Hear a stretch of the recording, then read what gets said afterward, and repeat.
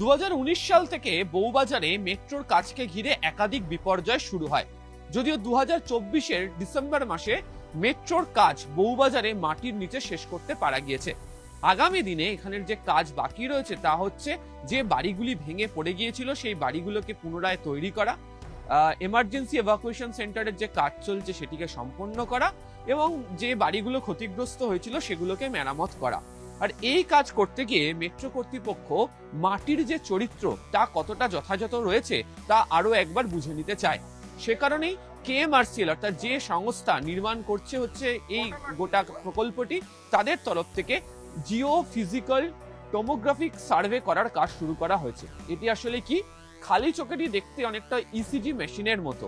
এটি একটি নির্দিষ্ট জায়গাতে বসানো থাকবে এবং একাধিক জায়গাতে এর সম্প্রসারিত কেবল থাকবে। সেই কেবলগুলো এটি নির্দিষ্ট পয়েন্ট দিয়ে মাটির নিচের সঙ্গে সংযুক্ত হবে এবং এটি 3 কেজির হ্যামার বা হাতুড়ি দিয়ে সেই জায়গাগুলোতে আঘাত করা হবে। সেখান থেকে যে শব্দ উঠে আসবে, যদি অত্যন্ত দ্রুত শব্দ উঠে আসে তাহলে বুঝে নিতে হবে যে মাটির চরিত্র যথাযথভাবে রয়েছে। যদি দেখা যায় যে শব্দ আসতে দেরি হচ্ছে তাহলে বুঝতে হবে কোথাও সমস্যা হয়েছে। বউবাজারের এই অংশে মাটির নিচে এখনো পর্যন্ত বহু জায়গাতে লুকানো জলস্তর বা অ্যাকুইফার রয়েছে এবং এই অ্যাকুইফারের জন্যই বারবার ধরে বউবাজারে সুড়ঙ্গের কাজ করতে গিয়ে সমস্যায় পড়তে হয়েছে কেএমআরসিএল কে।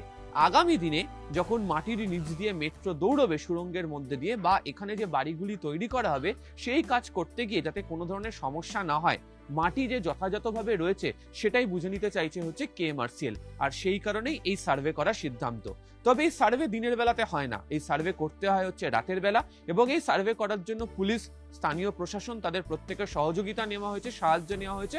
তার কারণ যে জায়গা জুড়ে হবে সেখানে যেন কোনো ধরনের শব্দ না আসে সেটি নিশ্চিত করা হয়।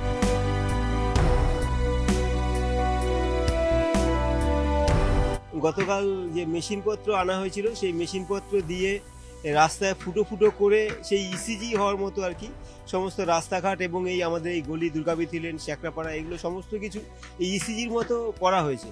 সেই কারণে আমাদের এই অঞ্চলের মানুষের যারা আছে আর কি, বেশি অনেকেই নেই, কিন্তু যারা আছে প্রত্যেকে আতঙ্ক বোধ করছিল রাতেবেলা। যেহেতু জানা নেই সেই কারণে আতঙ্কটা মনে হচ্ছিল যে এই ধরনের ঘটনাটা অনেকবার ঘটেছে, আবার কেন এইরকম ধরনের ইসে হচ্ছে, কোনো কিছু দুর্যোগ বা কোনো কিছু আসছে কিনা সেইটাই ভয়।